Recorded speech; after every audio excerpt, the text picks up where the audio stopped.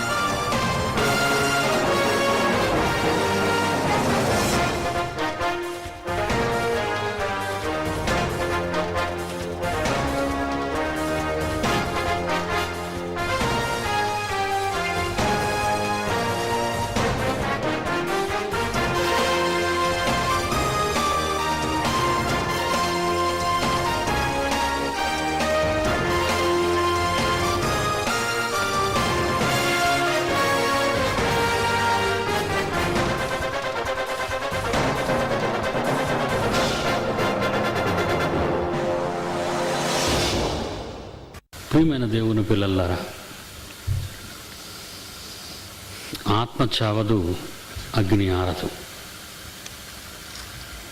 చాలామంది అనుకుంటారు, నీళ్లు పోస్తే మంటలు ఆరిపోవండి, చంపేస్తే మనిషి చావడా. ఆత్మహత్య అనే పదం జ్ఞాన విరుద్ధమైన మాట. ఎందుకంటే ఆత్మను ఎవరూ హత్య చేయలేరు. ఆత్మను నరమాతృలైన వారెవరూ హత్య చేయలేరు.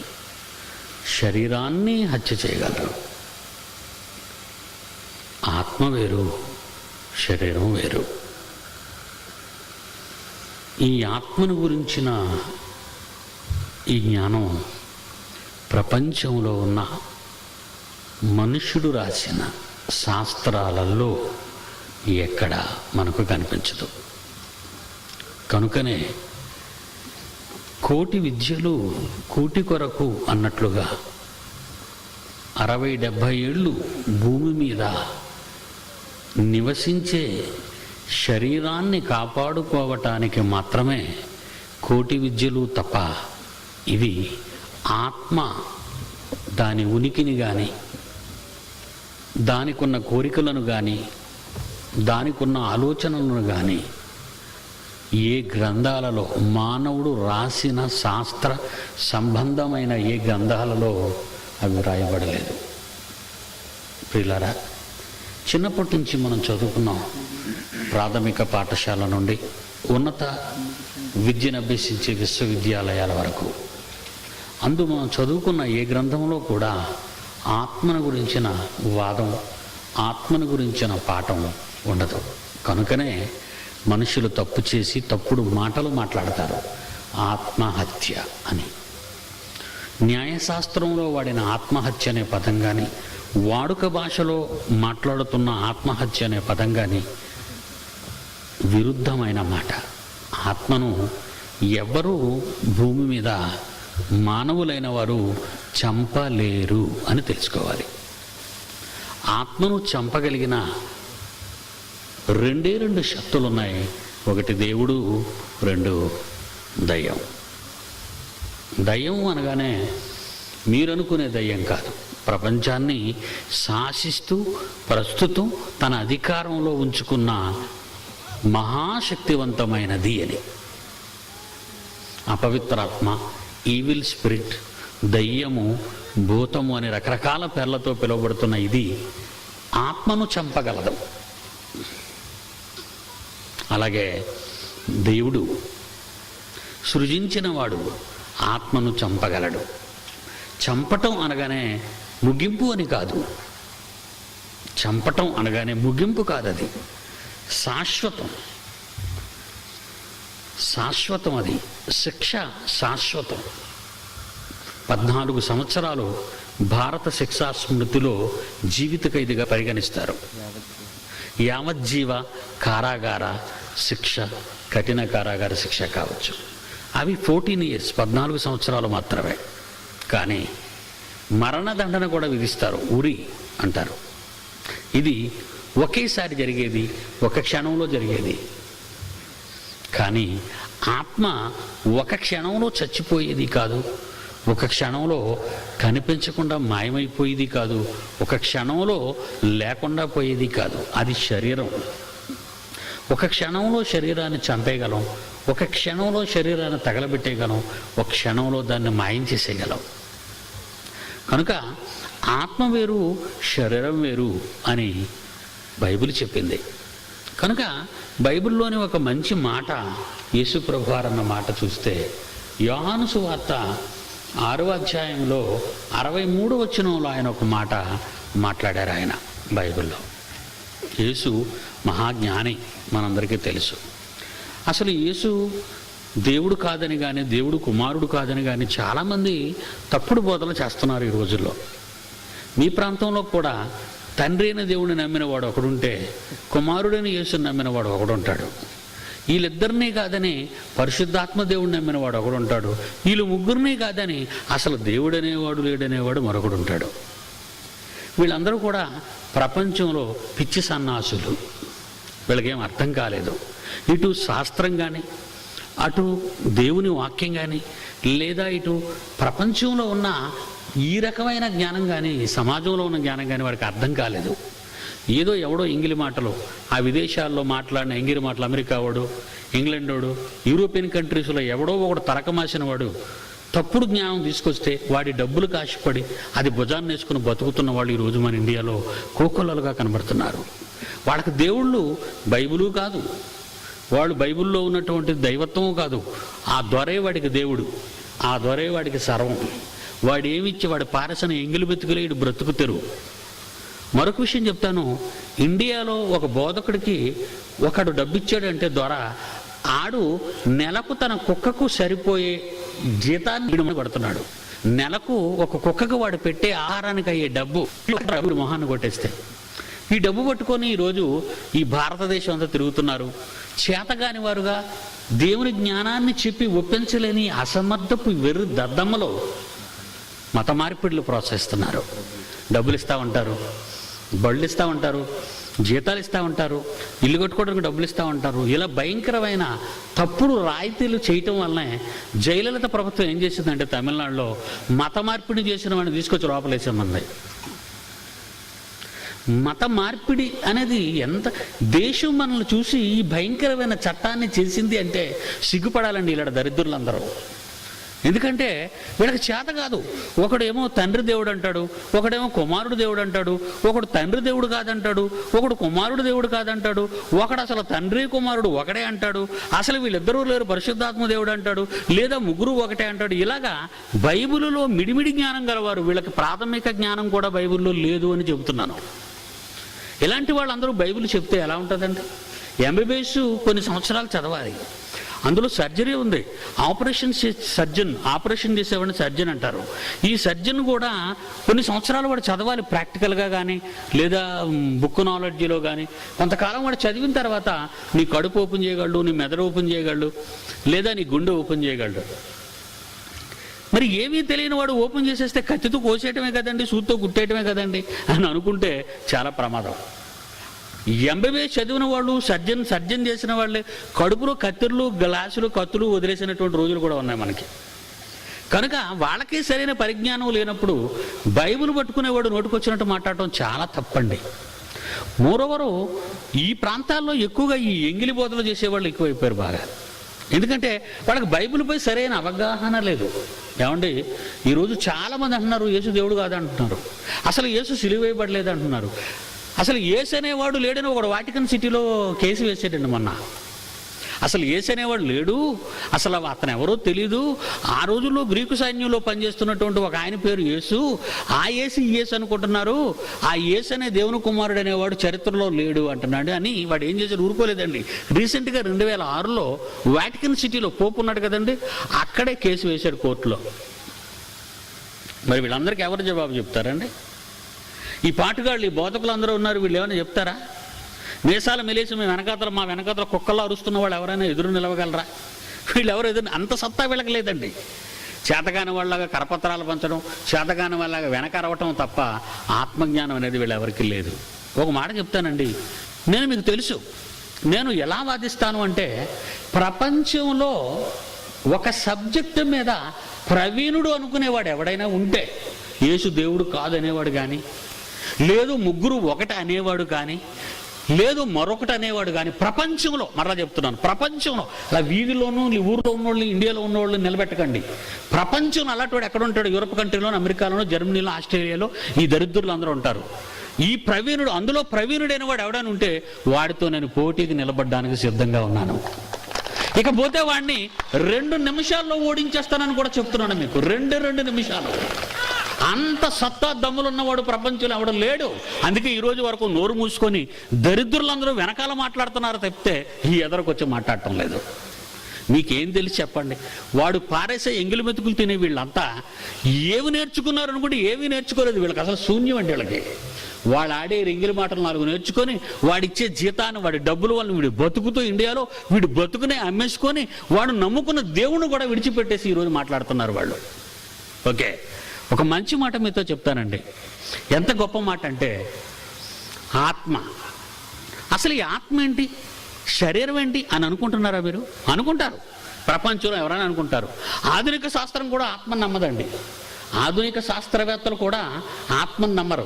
కానీ యేసు అంటున్నాడు, 6వ అధ్యాయం యోహాను సువార్తలో 63వ వచనం చూడండి. ఆత్మయే జీవింపజేయుచున్న. దీన్ని సైన్స్ నమ్మదండి. సైన్స్ దీన్ని నమ్మదు. ఆత్మయే జీవింపజేయుచున్నది, శరీరము కేవలము నిష్ప్రయోజనం. యేసుప్రభు చెప్పిన మాటలండి ఇవి.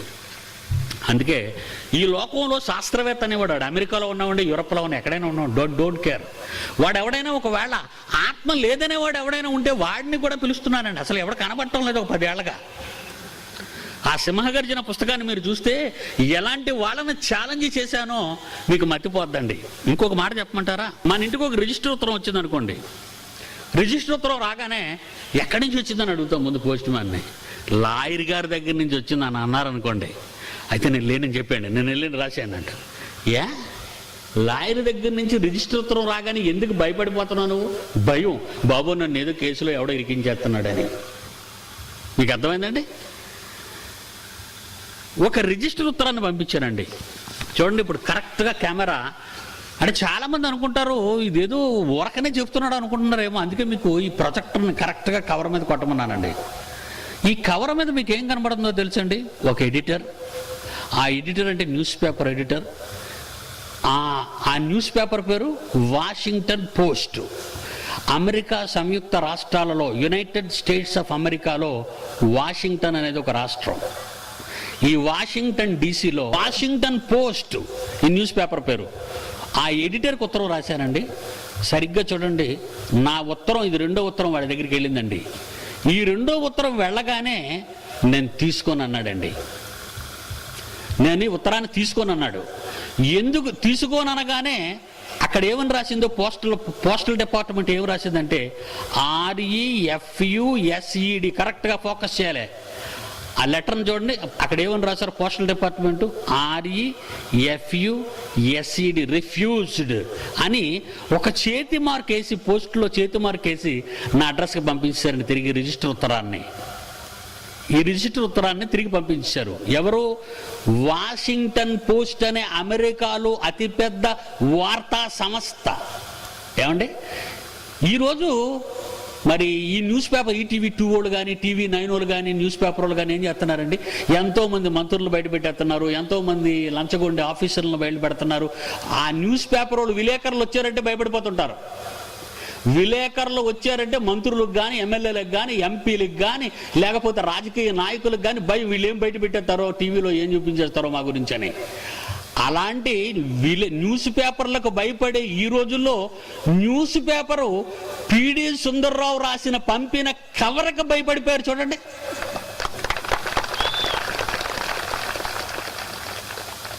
చూసారా? ఇందులో ఇంతకీ ఏముందనుకున్నారు? కాగితం ముక్క అండి, ఒక కాగితం ముక్క. ఆ కాగితం ముక్క ఏంటో తెలుసా? దేవుడు మాట వినకపోతే అమెరికా అయిపోద్ది, ఖబర్దార్ అన్నాను. దేవుడి మాట వినకపోతే అమెరికా అయిపోద్ది, జాగ్రత్త. అదండి ఉత్తరంలో ఉన్నది. ఇది రెండో ఉత్తరం అండి. ఈ మొదటి ఉత్తరం, రెండో ఉత్తరం ఈ రోజు మీ మధ్యకు వచ్చిన సింహగర్జన అనే పుస్తకంలో ఉన్నాయండి. అమెరికా ప్రజల్ని, అమెరికా ప్రెసిడెంట్ జార్జ్ డబ్ల్యూ బుష్ని వార్నింగ్ చేసి రాసిన ఉత్తరం అండి ఇది. చూసారా ఎలా శాసించాను? ఏమండి న్యూస్ పేపర్కి ఎందుకండి భయం? ఈ కవర్ను చూడగానే న్యూస్ పేపర్ ఎందుకంటే భయపడుతుంది? భయం అండి. దేవుడంటే ప్రతివాడు వణికిపోవాలి. అసలు ఇంతవరకు ప్రపంచంలో ప్రపంచ రాజ్యాలను హడలెక్కించే బోధకుడు పుట్టాడా అండి? పుట్టాడా? లేదు, లేదు. 20వ శతాబ్దంలో పుట్టిన నన్ను ఈ దొంగ క్రైస్తవ బోధకులు మెచ్చుకోవడానికి బదులు నా వెనకాతల గోతులు తీస్తున్నారండి ఈ చిల్లరోళ్ళు. వీళ్ళెవరైనా నిలబడగలరా ఇలాంటి వాటికి? ఇలాంటి పోటీలకి, ఇలాగ శాసించడానికి, అగ్రరాజ్యాల్ని శాసించడానికి ఏ ఒక్కడైనా ప్రపంచంలో నిలబడగలడా? ఆంధ్రుడుగా, ఒక భారతీయుడుగా, మీ రాష్ట్రానికి చెందిన వానిగా ప్రపంచ అగ్రరాజ్యాలను శాసిస్తున్నానంటే తట్టుకోలేని వాళ్ళ దయా దాక్షిణ్యాల వల్ల వాళ్ళ ఎంగిలి అమెరికా డాలర్ కింద బతుకుతున్న ఈ దౌర్భాగ్యులు నా మీద ఈరోజు బురద జల్లుతున్నారండి. భయం. బోధ అంటే ఏమనుకుంటున్నారు? ఆయన మాట, యేసుక్రీస్తు మాటలు ఎలాగుండేవటండి? అధికారము గల వాణిగా బోధించాడు అంటున్నాడు చూడండి. మత్తయి సువార్త 7వ అధ్యాయము చివరి వచనం. మత్తయి సువార్త 7వ అధ్యాయము చివరి 2 వచనాలు. యేసు మాటలు చెప్పి ముగించినప్పుడు జనసమూహము ఆయన బోధకు ఆశ్చర్యపడుచుండిరి.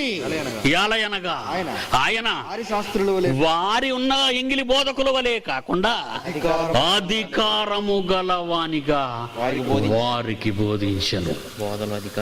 బోధలో అధికారం ఉంది, బోధలో శాసనం ఉంది, బోధలో బెదిరింపు ఉంది, బోధలో భయపెట్టే పరిస్థితి ఉంది. నువ్వు మారాలి. ఎవరండి అలాంటి బోధలు చేస్తున్నారు? దండం బకెట్లతో చందా ఎత్తండి, ఆ డబ్బు అంతా నాకు ఇచ్చేయండి, మీ మంగళసూత్రాలు ఇచ్చేయండి, మీ మెడలో గొలుసులు ఇచ్చేయండి, మీ డబ్బు ఇచ్చేయండి అని అడుక్కునేవాడే కదండి ప్రతివాడు. అంతేనా? ఇదేనండి బోధలు. దేవుడు ఆశీర్వాదాలు ఇస్తారండి, మీరు డబ్బులు ఇవ్వండి మేము ప్రార్థన చేస్తామంటాడు. ఒకడు యేసుబు దేవుడు అంటాడు, ఒకడు తండ్రి దేవుడు అంటాడు, అసలు ఇద్దరు దేవుళ్ళు కాదంటాడు మరొకడు. ఏంటండి బోధలు? ఎప్పుడండి వీళ్ళు ఎదుగుతారు? వీళ్ళు ఎప్పుడు ఎదుగుతారు చెప్పండి. అందుకే సుబ్రహ్మణ్యం చేత వేడెక్కించే ఒక పాఠం చేయించామండి. సిగ్గు కలుగుతుంది వీళ్ళందరికని, సిగ్గు కలుగుతుందని. చూస్తారా పాటని? అందులో ఒక బోధకుడైతే తోసేస్తున్నాడు వాడిని, ఒక ఆడ మనిషి చూస్తూ తోసేస్తున్నాడు. ఏమంటే గాడ్ ఛానల్లో వాడు మాట్లాడుతుంటాడు. వాడి పేరేంటో తెలుసా? బ్యాన్ హిన్. వాడిని కూడా సవాల్ చేయబోతున్నానండి. వాడిని కూడానా? వీళ్ళెవరు ఎదురుకు రారు, దొంగలు వీళ్ళంతా పారిపోతుంటారు, నిలబడలేరు. అందుకే రేకెత్తించే పాటలు, వాళ్ళని రెచ్చగొట్టే పాటలు, సిగ్గు కలిగి నిలబడతారు. ఇప్పటికైనా ఆయన ఒక పాట చిత్రీకరించామండి. చూడండి, లైట్స్ ఆఫ్.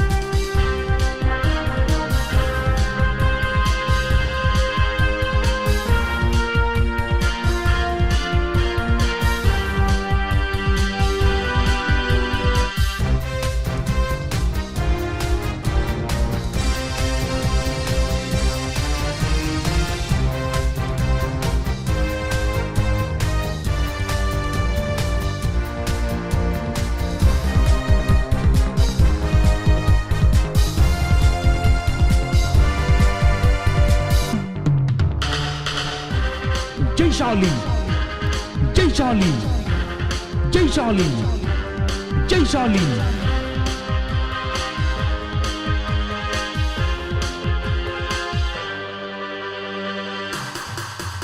ఇది ప్రారంభ క్రైస్తవ ప్రభంజనం, ఇది మొదటి శతాబ్దపు విప్లవం. ఇది ప్రారంభ క్రైస్తవ ప్రభంజనం, ఇది మొదటి శతాబ్దపు విప్లవం. మనిషిని మనిషి హతమార్చేదే లోక విప్లవం, మనుషుల మనసును మార్చేదే క్రీస్తు విప్లవం. విప్లవం వర్ధిల్లాలి, విప్లవం వర్ధిల్లాలి, క్రైస్తవులంతా పోరాటం చెయ్యాలి. విప్లవం వర్ధిల్లాలి, క్రీస్తు విప్లవం వర్ధిల్లాలి, క్రైస్తవులంతా పోరాటం చెయ్యాలి. ఇది ప్రారంభ క్రైస్తవ ప్రభంజనం, ఇది మొదటి శతాబ్దపు విప్లవం.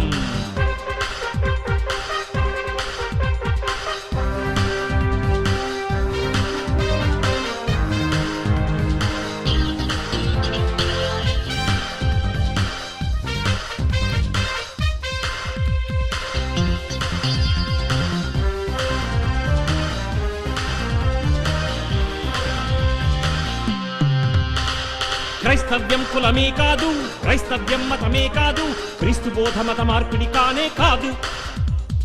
క్రైస్తవ్యం కులమే కాదు, క్రైస్తవ్యం మతమే కాదు, క్రీస్తు బోధ మత మార్పిడి కానే కాదు. నేడైనా రేపైనా ఎక్కడైనా బైబిల్ తప్పంటే ఓడిస్తాం. నేడైనా రేపైనా ఎక్కడైనా బైబిల్ తప్పంటే ఓడిస్తాం.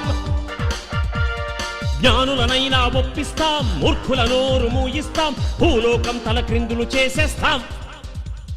జ్ఞానులనైనా ఒప్పిస్తాం, మూర్ఖుల నోరు మూయిస్తాం, భూలోకం తల క్రిందులు చేసేస్తాం. ఇది ప్రారంభ క్రైస్తవ ప్రభంజనం, ఇది మొదటి శతాబ్దపు విప్లవం. ఇది ప్రారంభ క్రైస్తవ ప్రభంజనం, ఇది మొదటి శతాబ్దపు విప్లవం.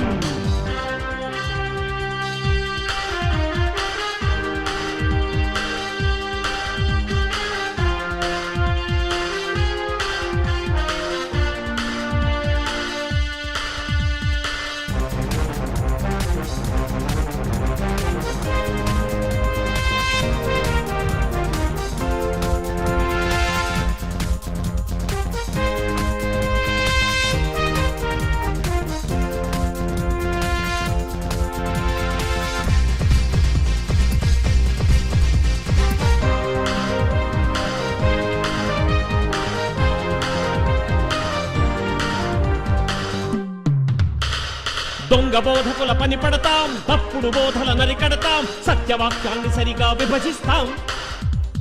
దొంగ బోధకుల పని పడతాం, తప్పుడు బోధల నరికడతాం, సత్యవాక్యాన్ని సరిగా విభజిస్తాం. శ్రమయైనా కరువైనా లేమైనా క్రీస్తే రక్షకుడని బోధిస్తాం. శ్రమయైనా కరువైనా లేమైనా క్రీస్తే రక్షకుడని బోధిస్తాం. శాస్త్రజ్ఞులనైనా సరిచేస్తాం, సామంతులనైనా శాసిస్తాం, దేవుడు ఉన్నాడని సవాలు చేస్తాం. శాస్త్రజ్ఞులనైనా సరిచేస్తాం, సామంతులనైనా శాసిస్తాం, దేవుడు ఉన్నాడని సవాలు చేస్తాం. ఇది ప్రారంభ క్రైస్తవ ప్రభంజనం, ఇది మొదటి శతాబ్దపు విప్లవం. ఇది ప్రారంభ క్రైస్తవ ప్రభంజనం, ఇది మొదటి శతాబ్దపు విప్లవం. మనిషిని మనిషి హతమార్చేదే లోక విప్లవం, మనుషుల మనసును మార్చేదే క్రీస్తు విప్లవం. విప్లవం వర్ధిల్లాలి, విప్లవం వర్ధిల్లాలి, క్రైస్తవులంతా పోరాటం చెయ్యాలి.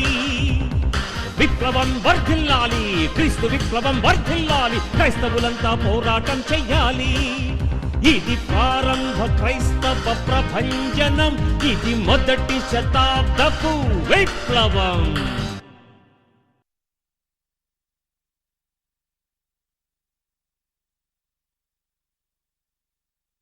ఆయన అధికారము గలవాని వలె బోధించాడు.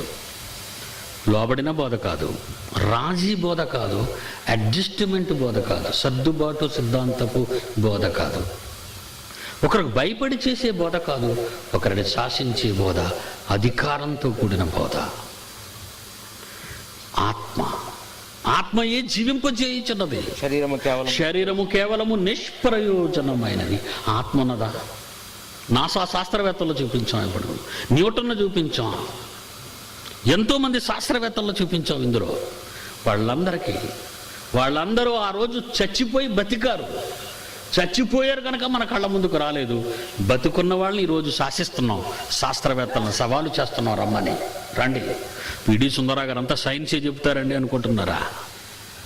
మాకే అంతా తెలుసని వాళ్ళు అనుకుంటే వాళ్ళకేం తెలుసు మీరు చెప్పొద్దు. మీకు తెలిసింది వెర్రి జ్ఞానం రా అని. నీ దగ్గర సత్తా లేదు. పరిపూర్ణులైన వారి మధ్య జ్ఞానమును బోధించుచున్నామనే వాక్యాన్ని ఎన్నడూ ఈ పిరికి పందరు చదివి ఉండరు.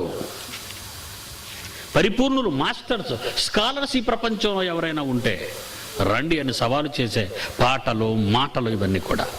ప్రియులరా, ఆత్మజ్ఞానం లేదు ప్రపంచానికి. ఒకసారి బైబిల్ విప్పుదాం. ఆత్మ ఏంటండి? అది చావకపోవటం ఏంటండి? అవును, శరీరాన్ని చంపగలరేమో కానీ ఆత్మను చంపలేరు. ఆత్మ కథన్నవాడు తప్పు మాట్లాడాడు, తప్పుడు కథ రాశాడు. ఆత్మ అన్న దానికి అర్థం తెలియదు కనుక ఆత్మహత్య అంటున్నాడు. నువ్వు చంపింది శరీరాన్ని, ఆత్మను కాదు. నడినెత్తు నుండి అరికాల వరకు మానవునిలో, ఆ శరీరములో కనబడని ఒక భయంకరమైన శక్తి, అది ఆత్మ. దానిని శాస్త్రం నమ్మదు ఆత్మ ఉన్నదని. కానీ ఆత్మ ఉన్నదని ఎలా చెప్పగలనంటారా? ఆలోచించండి ఒకసారి. చచ్చిపోయాను అనుకోండి, దాన్ని ఏమంటారో తెలుసా? శవం అంటారు. అంటే లోన జీవం లేదు, కదలిక లేదు అని అర్థం. కళ్ళున్నాయి, చూడవు. శవానికి చేతులున్నాయి, కదలవు. శవానికి గుండుంది, లోపల పని చేయటం లేదు. లోపల రక్తం ఉంది, ప్రవహించటం లేదు. నోరుంది, మాట్లాడటం లేదు. అంటే ఏదో ఒక మహాశక్తి ఆ శరీరాన్ని విడిచి వెళ్ళిపోయింది. అది నమ్మాలి ఎవరైనా. నువ్వెంతటి వాడవైనది నమ్మి తీరాలి. ఏదో ఒక మహాశక్తి శరీరాన్ని వదిలి వెళ్ళిపోయింది, కనబడుతుంది. బ్రతికున్నప్పుడు చిన్న నిప్పు తగిలితే కేకలు వేసే ఆ వ్యక్తి శవమైన తరువాత, ఆ మహాశక్తి విడిపోయిన తరువాత గంధపు చెక్కలు పేర్చి దాని మీద శవాన్ని పడుకోబెట్టి నేతి డబ్బాలు పోసి తగులబెట్టారు పివి నరసింహారావు గారిని. కాదు, పివి నరసింహారావు గారి శవాన్ని. అప్పుడు ఏమైనా అన్నాడు ఆయన? ఏమనలేదు. ఆయన లేడు అందులో. ఇంతకీ మీరు పేరు పెట్టింది శరీరానిక, శరీరంలో ఉన్న ఒక శక్తిక అని ఆలోచిస్తే, మీరు నామకరణం చేసింది, మీరు పేరు పెట్టింది లోపలున్న శక్తికి కానీ బయట కనబడే ఆ ఆకారానికి కాదండి. కాదు, మీరు నమ్మాలి. నమ్మకపోతే ఊరుకొన్నాను. చచ్చిపోయిన తర్వాత మంచం మీద పడుకోబెట్టిన వ్యక్తిని, చచ్చిపోయిన తర్వాత వీధిలోకి లాగేసిన వ్యక్తిని, చాప మీద గడ్డిలో పడుకోబెట్టిన వ్యక్తిని ఏమంటారు మీరు? వచ్చి నమస్కారం అండి సన్యాసిరావు గారు అంటారా? కారు వచ్చి అవుతుంది, గబగబా ఒక పెద్ద ఆయన దిగుతాడు, శవానికి దండం పెడతాడు ఇలాగా. ఎందుకు? ఏదో భక్తి. శవానికి దండం పెడతాడు. దండం పెట్టి ఏమని అడుగుతాడు తెలుసండి? ఒక విచిత్రమైన ప్రశ్న. ఇంతకీ ఇతను ఎలా పోయాడు అని అడుగుతాడు. సన్యాసిరావు గారు ఇంతకీ ఎలా పోయారు అని అడుగుతాడు. మరి ఎవరికి దండం పెట్టాడు? అందులో లేనివాడికి ఎందుకు దండం పెట్టాడు? బుర్రలేని పనులు ఇవన్నీ. వీటిని ఏమంటారు? బుర్రలేని పనులు. ఎవరని చెప్పారండి ఈ మాటలు ఎప్పుడైనా మీకు? ఎవరైనా ఈ మాటలు ఎప్పుడైనా చెప్పారా? చెప్పరు. పిచ్చి పనులు ఇవన్నీ. పోయాడు సన్యాసిరావు, అందులో ఉన్న సన్యాసిరావు లేడు. మరి ఎవడు? వీడెవడు కాదు. ఎవడికి వద్దు. అమ్మా నీకు కావాలా మీ ఆయన? నాకొద్దు బాబు ఈ శవం. పిల్లలు పిలిచి మీ తండ్రి నుంచి ఏమంటా? వద్దు, అందరికీ రాత్రి కబుర్లు పెట్టేశాము. రావలసిన వాళ్ళందరూ వచ్చారు. ఎత్తేయండి ముందు.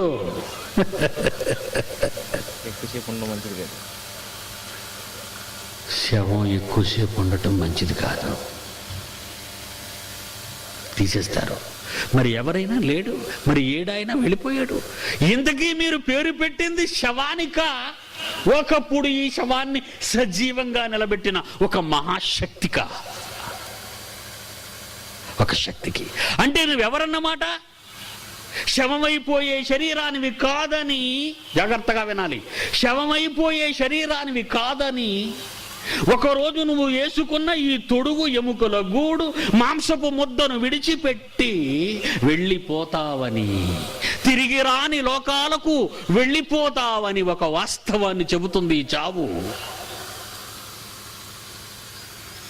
మరణించే వాళ్ళెవరూ లేరు, శరీరాన్ని వదిలేవారున్నారు. చచ్చిపోయిన వారెవరూ లేరు, శవాలను విడిచిపెట్టిన వారు ఉన్నారు. ఆలోచిస్తున్నారా? వెళ్ళాలి. దీనికి నాశనము లేదు, శక్తికి నాశనము లేదు, శక్తికి నాశనము లేదు. కరెంట్ చూడండి, దడదడ దడదడ దడదడ దడదడ దడ కొడుతుందల్లా. అక్కడ జనరేటర్, దాని పేరు జనరేటర్ అంటారు దాన్ని. శక్తిని పుట్టించే యంత్రం. ఆ శక్తి వైర్ల గుండా పరిగెత్తి వస్తుంది మన దగ్గరికి. ఆ యాంప్లిఫైర్లకు దూరింది, మహాశబ్దాలు చేస్తుంది. ఈ లైట్ల్లోకి దూరింది, మిలమిలా మిలమిలా మెరిపించేస్తుంది. ఆ ప్రొజెక్టర్లోకి దూరింది, బొమ్మలు తెరలపై చూపిస్తుంది. ఏంటి శక్తికి ఇన్ని రూపాలా? ఇది వాస్తవం. నీ శరీరములో శక్తి ఉంటే నీ కళ్ళుకు ఆకాశములో ఉన్న నక్షత్రాలు కనిపిస్తాయి. నీ శరీరంలో శక్తి ఉంటే ఆకాశంలో మెరిసే మబ్బుల శబ్దం వినిపిస్తుంది. నీకు ఈ శరీరంలో శక్తి ఉంటే ప్రపంచం కనిపిస్తుంది. నాలుక రుచి, చేతులకు పని, కాళ్లకు నడతలు, గుండెకు శ్వాస. ఆహా, అంటే శక్తి శరీరంలో ఉందన్నమాట. అది వినికిడిగాను, అది చూస్తే చూపుగాను, నడిస్తే నడకగాను, చేస్తే చేతలుగాను కనబడుతుంది. ఆ శక్తి విడిచిపెడితే, ఆ జనరేటర్ ఆగిపోతే ఈ బైకులు ఆగిపోతాయి, ఈ బొమ్మలు నిలిచిపోతాయి, ఈ కాంతి ఆగిపోతుంది. అంతా చీకటి, అంతా నిశ్శబ్దం. అదే శవము.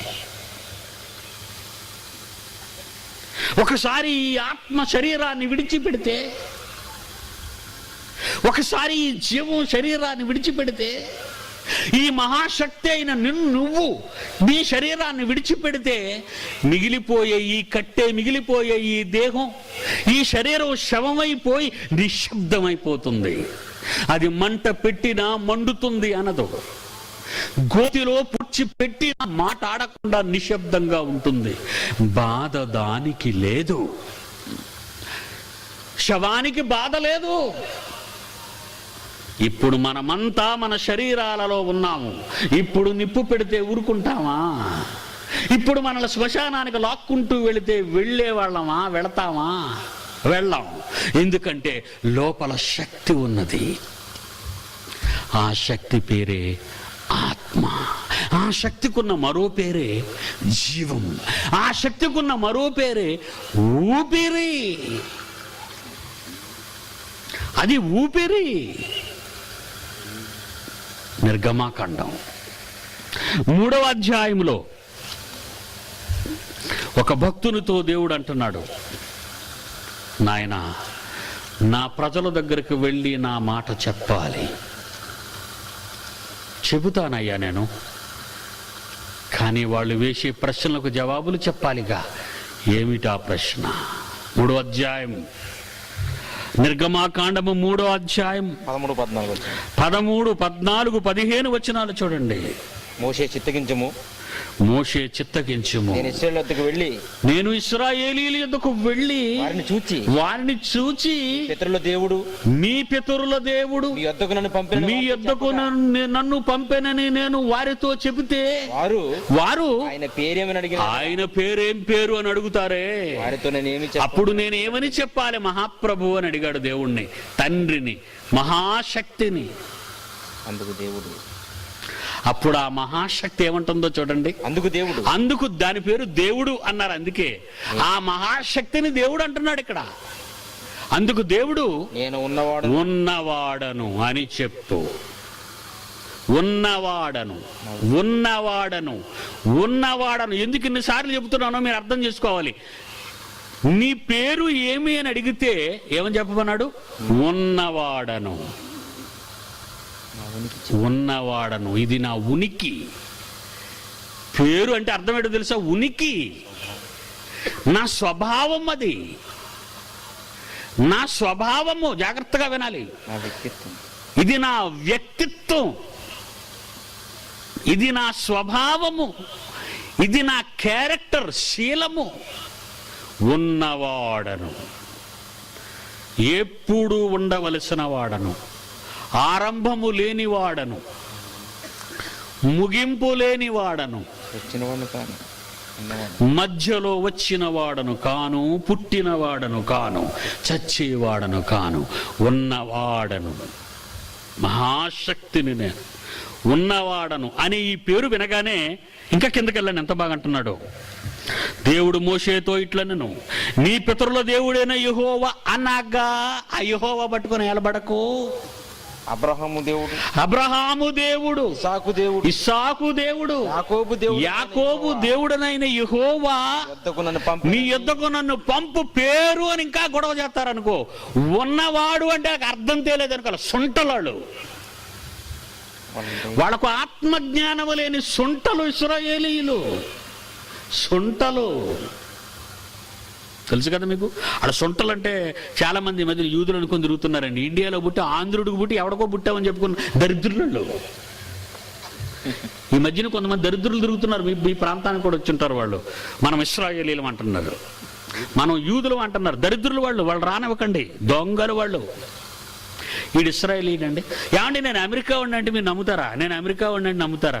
నేను అమెరికా ఉండంటే రంగు ఎలాగ ఉండాలి, ఎత్తు ఎలాగ ఉండాలి, నా కళ్ళు ఎలాగ ఉండాలి, నేను ఆ భాష ఎలా ఉంటుంది అమెరికా ఉండి అయితే? ఏమండి సిగ్గుండాలండి. ఆంధ్రావాడికి పుట్టి అమెరికా ఉండని చెప్పుకున్న దరిద్రులు వాళ్ళు ఎవరో తెలుసండి? వాళ్ళని ఏమన్నారు తెలుగులో? ఇంగ్లీష్లో ఏమంటారండి వీళ్ళని? బాస్టర్డ్స్ అంటారు. బైబిల్ ఏముందో తెలుసా? దుర్బీసులు వీళ్ళు. ఆంధ్రుడికి పుట్టి అమెరికా వాడిని చెప్పుకుంటాడు దరిద్రుడు. ఇక్కడ నాన్నకు పుట్టి పక్కంటోడికి పుట్టానంటాడు. నీకు ఇదైతే అర్థం అవుద్ది. ఇక్కడ నాన్నకు పుట్టాడు, నేను పక్కంటోడు కొడుకుని అంటాడు. అది సిగ్గు లేదండి, వాడికి తల్లిని అవమానపరుస్తున్నట్టు కదా అది. దరిద్రుడండి వీడు. యూదుడు ఎలాగవుతాడండి? ఆంధ్రాలో పుట్టినవాడు వీడు యూదుడు ఎలాగవుతాడండి? దరిద్రుడు, సిగ్గు లేనివాడు అన్నమాట వాడు. అలా చెప్పుకుంటున్నాడంటే వాడు సిగ్గు లేనివాడు. మనం ఆంధ్రులం అండి, మనం ఇండియన్స్ అండి, భారతీయులు. మనం ఎప్పటికీ యూదులము కాలేమో. జన్మము వలన మనము యూదులము కామో. అలాంటి డబ్బు కాక కక్కుర్తిపడిన దరిద్రులు ఈ మధ్యన ఈ జిల్లాలో కూడా ప్రవేశించారు. మనం యూదులు అంటున్నారు వాళ్ళు. అర్థం కాలేదు వాళ్ళకి. సొంటలు వాళ్ళు. ఎర్ర సముద్రం పారైపోతుంది. రాత్రి చూశారు కదా, అప్పుడు దాడుతున్నారు. చూస్తారు ఒకసారి మరో లైట్స్ ఆఫ్.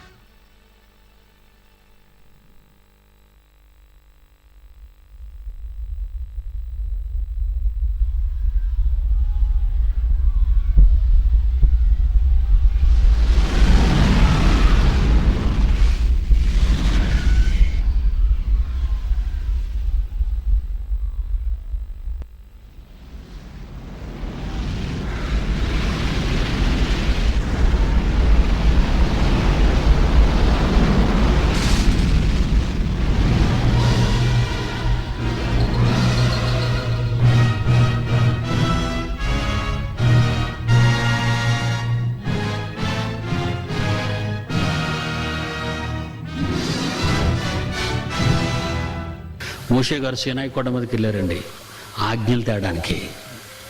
40 రోజులు అయిందండి. ఆ ఒకడు యెహోషువ అని పిలిచారు. ఆ మోజెస్ ఏమైపోయాడో మాకు తెలీదు. ఇప్పుడు మేము పాలుతేళ్లు ప్రవహించే దేశానికి వెళ్ళాలి, మమ్మల్ని నడిపించడానికి ఒక నాయకుడు కావాలి. కనుక అహరోను పిలిపించి మాకు ఒక మంచి దూడను చేయించు, బంగారంతో, మాకు నాయకుడిగా ఉంటాడు. ఏంటి దూడ అంటే నీ మనిషి అవసరం లేదన్నమాట, దూడపై కావాలా నీకు? కళ్ళతో చూసిన మహా అద్భుతాన్ని మరిచిపోయిన దౌర్భాగ్యులండి ఇశ్రాయేలీలు. ఉన్నవాడినంటే ఏమర్థమవుతుంది? యేసును సిలువ వేసిన దౌర్భాగ్యులండి యూదులు.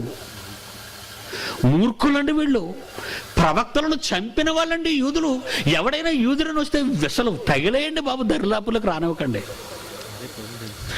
మన ప్రభువుని చంపిన వాళ్ళు వాళ్ళేనండి. ఈ మధ్యన మరొక జాతి, రాక్షస జాతి వచ్చిందండి. అసలు యేసు దేవుడు కాదంటాడండి వాడు. యేసు దేవుడు కాదు అంటున్నాడు వీడెవడు, రాక్షస పుట్టుకిడిది. ఆయన అస్సలు దరిదాపుల్లోకి రానివ్వకండి ఇలాంటి దౌర్భాగ్యుల్ని. దొంగలు వీళ్ళంతా, మోసగాళ్ళు. ఏమంటున్నాడు తెలుసా వాళ్ళ గురించి? యెషయా గ్రంథం 1వ అధ్యాయం 3వ వచనం. ఎద్దు తన కామందు నెరుగును, గాడిద తన సొంతవాని దుడ్డును తెలుసుకును. ఇశ్రాయేలీయులకు తెలివి లేదు. పాపిష్టి జనమండది, దోషభరితమైన ప్రజలండి, దౌర్భాగ్యులండి, దుష్ట సంతానం అండి వీళ్ళు. ఎవరంటున్నారు? నేనండి. యూదుడని ఎవడైనా వస్తే చేరదీసి నీళ్ళు ఇచ్చారనుకోండి, మీరు పోతారు, జాగ్రత్త. అసలు యూదుడునని ఎవడైనా మీ ఊర్లోకి వస్తే వాడిని తగిలేయండి.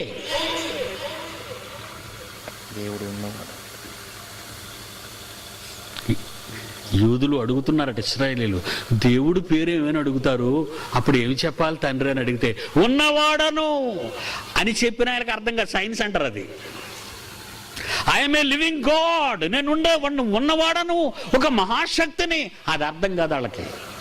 అని కింద ఏమంటున్నాడు? నీ పితరుల దేవుడైన యెహోవా అనగా అబ్రహాము దేవుడు, ఇస్సాకు దేవుడు, యాకోబు దేవుడునైన యెహోవా మీ యొద్దకు నన్ను పంపెనని నీవు ఇశ్రాయేలుతో చెప్పవలను. నిరంతరము నా పేరు ఇదే, తరతరములకు ఇది నా జ్ఞాపకార్థ నామము. ఏటా నామము? ఉన్నవాడను యెహోవా.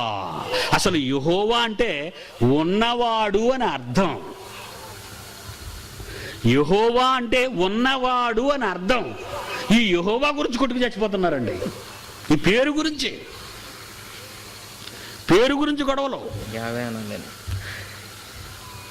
యావే అనాలట, ఏమే అనమన్నాడు కాదు. ఇంకా దరిద్రుడు దేవుడిని చూసారండి ఎంత మూర్ఖుడో వీడు. నేను ఉన్నవాడను అన్నాడు. ఉన్నవాడను చెప్పు, వెళ్ళి చెప్పు. మన తండ్రి ఎవరండి? ఉన్నవాడు. మరి మీరెవరండి? మీరందరూ ఎక్కడి నుంచి? మనమంతా ఎక్కడి నుంచి వచ్చామండి? మనమంతా ఎక్కడి నుంచి వచ్చాము? చూస్తారా? 3వ అధ్యాయం లోకాసు వార్త, 3వ అధ్యాయం 38. లోకాసు వార్త 3వ అధ్యాయం 38. కైనాను ఎనోషుకు పుట్టాడు, ఎనోషు షేతుకు పుట్టాడు, షేతు ఆదాముకు పుట్టాడు, ఆదాము దేవునికి కుమారుడు అని ఉంది చూడండి బైబిల్. ఆదాము దేవునికి కుమారుడు. అపోస్తుల కార్యాలు 17వ అధ్యాయం. ఇవన్నీ చూపిస్తే ఏమంటారు? బైబిల్ చెప్పకండి, బైబిల్ మూసేయండి అంటే అనుకోండి, నోరమొయ్యి అని చెప్పండి వాడికి. బైబిల్ చెప్పొద్దా? మరి ఏం చెప్పాలి నీకు? కథలు చెప్పాలా? లేదా బెనహిన్లాగా బుర్రమ చేసి వెనక తోసేయాలి నిన్ను? లేకపోతే స్వస్థత బోధకుల్లాగా బుర్ర మీద బైబిల్తో దబ్బేయమని కొట్టేయమంటారా? లేదా మీ నెత్తి మీద నూనె రాసేయమంటారా బాగా ఆమదం? మనలో కూడా అలా రాయించుకోవడం అలవాటండి. బాగా రాయిరా మాకు ఆమదం అని, బాగా రాయిరా మాకు ఆమదం. దొంగ బోధకుల మాట వినకండి, మోసపోతారు. చచ్చిపోయాడు ఒక సంఘస్థుడు, చచ్చిపోయి నరకానికి వెళ్ళిపోయాడు. చచ్చిపోయి అక్కడ ఎవరు కనబడ్డారు? అయ్యగారు కనిపించారు, పాస్టర్ గారు. పాతాళంలో, అగ్నిగుండంలో. ఏటి అయ్యగారు మీరు ఎక్కడ ఉన్నారా?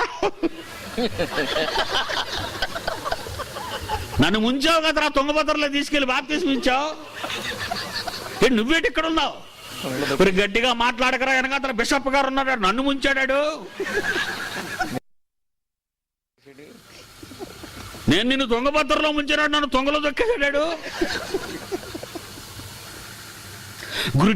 గుడ్డివాడికి తోవ చూపితే ఇద్దరు మేడ మీదకి వెళ్తారనుందా? గొంటలో ఏటా గొంట? పాతాళం. ఆరని అగ్ని.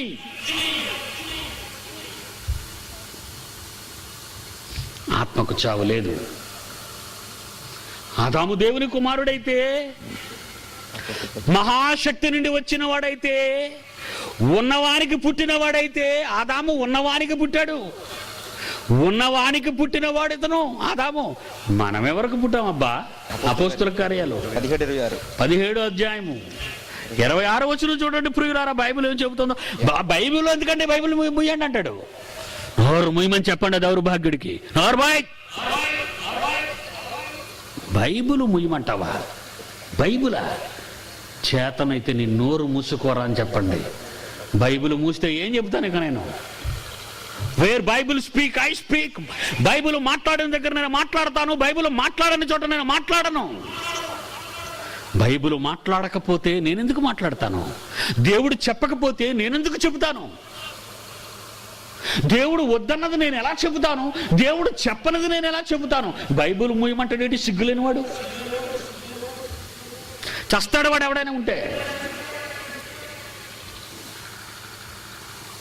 ఆదాము దేవుని కుమారుడైతే, ఆదాము దేవునికి పుడితే, మనమంతా 17వ అధ్యాయం 26 అపోస్తుల కార్యాలు, యావత్తు భూమి మీద కాపురం ఉండుటకు ఆయన ఆదాము నుండి ప్రతి ఒక్క మనిషిని సృష్టించి వచ్చేసిన సమాధానం. మీరెవరికి పుట్టారు? మనం ఎవరికి పుట్టాం? ఆదాముకి.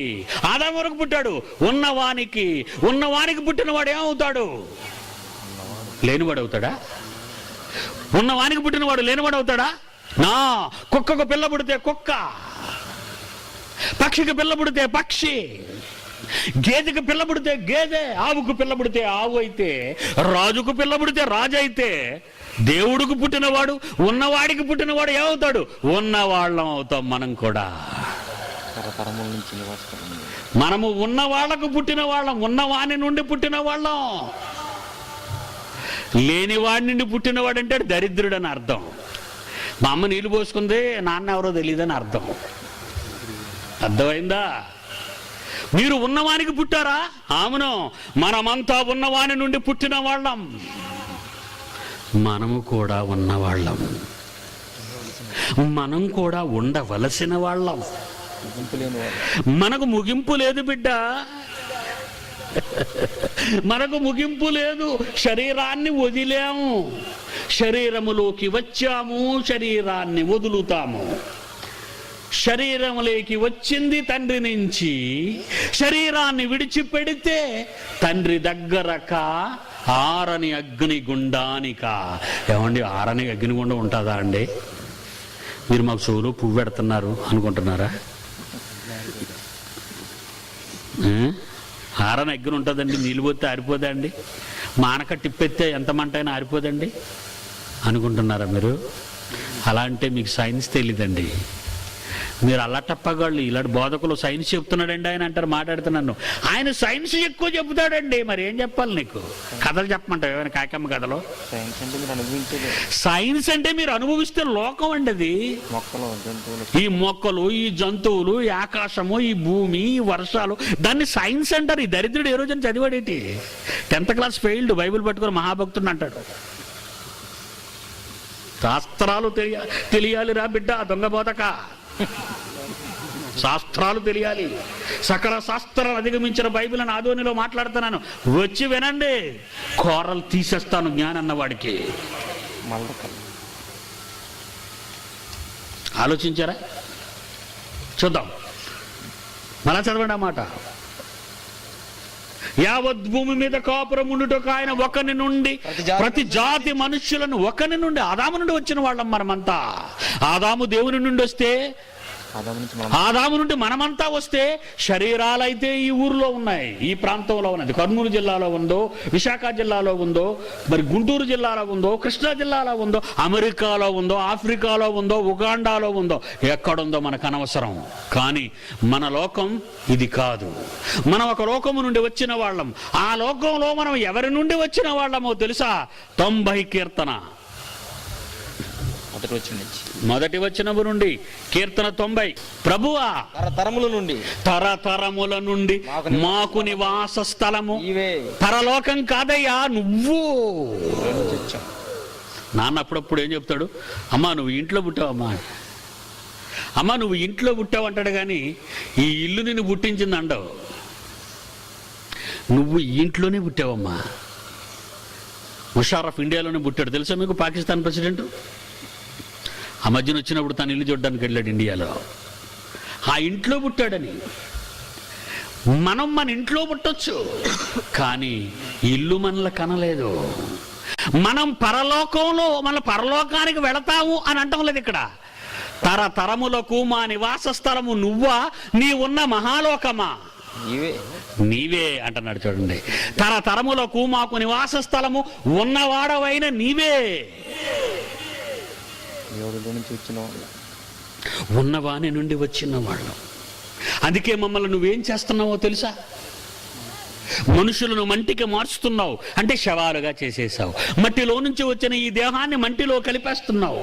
తర్వాత నరులారా తిరిగి రండి సెలవిచ్చున్నారు. నాలోకి వచ్చేయండి, నాలోకి వచ్చేయండి, నాలోకి వచ్చేయండి. నాలో నుండి వెళ్ళని మీరంతా నాలోకి రండి. ఇప్పుడు మీరెవరో తెలుసా? సాక్షాత్తు ఉన్నవాని నుండి మహాశక్తివంతమైన ఆత్మ నుండి విభాగింపబడిన వారు. శక్తి స్వరూపాలు. మీరంతా శక్తి స్వరూపులు. 1500 కోట్ల సంవత్సరాలుగా మండిపోతుంది సూర్యుడు, ఆరలేదు. ఏమండి, ఈ ప్రపంచాన్ని తగలబెడితే, ఈరోజు ఉన్న మారణాయుధాలతో ఈ ప్రపంచాన్ని తగలబెడితే 24 గంటల్లో బూడిదైపోద్ది, తెలుసా మీకు? ఈ మహాసముద్రాలున్నా, మహాపర్వతాలున్నా, మహానదులున్నా, డోంట్ కేర్. మంట ముట్టుకుందో ఈ ప్రపంచానికి, ఈ భూమండలం మండిపోతే 24 గంటల్లో బూడిదైపోద్ది. ఆ తర్వాత దీన్ని మండించిన బాంబులు బూడిదైపోతాయి. మొత్తం అంతా బూడిద. భూమి పోయింది, మంట హరిపోయింది. అలాట మంట అనుకుంటున్నావా సోదరా? కాదు. 1500 కోట్ల సంవత్సరాలుగా మండుతున్న సూర్యుడిని చూస్తే అది ఆరలేదు బిడ్డ. అందులో మండుతున్నది కట్టెలా, బొగ్గులా, పెట్రోలా, డీజిలా? ఏంటి చెప్పు? అందులో మండే పదార్థం ఏంటి? దాన్ని మండించే శక్తి ఎవరు?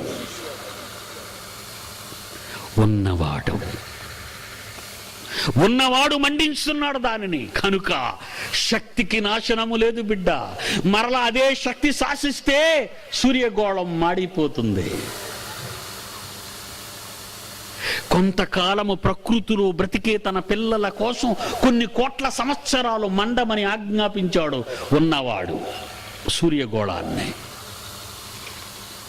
నువ్వు నేను తప్పు చేస్తే ఉన్నవాని నుండి వచ్చిన ఆత్మ మహాశక్తివంతమైనది కనుక దానిని కూడా మండించటానికి దేవుడు సిద్ధం చేశాడు. దాని పేరే ఆరని అగ్ని. నీ ఆత్మకు ఎలాగూ ముగింపు లేదో ఆ మంటలకు ఆరే గుణం లేదు. ఈ భూమి మీద ఉన్న మనుష్యులందరూ పాపం చేస్తే దేవుడు శరీరాలను మండించగలడేమో, కానీ ఆత్మ శరీరాలు మండిస్తే, శరీరాలన్నీ మండిపోతుంటే ఆ పరిస్థితిని మీరు ఊహించండి ఎంత భయంకరంగా ఉంటుందో. ఆకాశము నుండి అగ్ని దిగితే, భూమండలాన్ని తగలబెడితే చూస్తుండగా మనము, మన పిల్లలు, మన వాళ్ళు మంటలలో మసైపోతుంటే అది భరించగలవా బిడ్డ? నువ్వు చూసి 60-70 ఏళ్ల బ్రతికే ఈ శరీరమే బూడిదైతే చూసి భరించలేని ఆత్మ. ఈ శవాన్ని కట్టెల మీద వేసి కాల్చిన బాధ తెలియనిది. శరీరం శవం, లోన ఆత్మ. మండవలసినది ఆత్మ. బాధ ఆత్మకు, శరీరానికి కాదు. శవాన్ని కాలిస్తే అది ఏమంద కదా, శవాన్ని కాలిస్తే అది ఏమందు. బాధ ఇంతకీ దేనికి? శరీరానికా ఆత్మకా? ఆత్మకి. అందుకే ఆత్మను, మా బతుకున్న మనిషిని, ఆత్మ ఉన్న నిన్ను ఆత్మ శరీరములో ఉన్నప్పుడు తగలబెడితే బాధ తెలుస్తుంది నీకు. శవమైతే ఆ శరీరాన్ని విడిచిపెడితే ఆ శరీరానికి బాధ ఉండదు. అంటే ఇప్పుడు బాధ దేనికి? ఆత్మకా శరీరానికని ఆలోచిస్తే ఆత్మకే, నీకే, నాకే. ఆ ఆత్మను ఎక్కడికి పంపుతానన్నాడు? దేవుని మాట వినకుండా, తండ్రి భయము లేకుండా ఉన్నవాని నుండి పుట్టిన నీవు ఉన్నవానికి ద్రోహం చేస్తే నిన్ను బ్రతకనివ్వడు.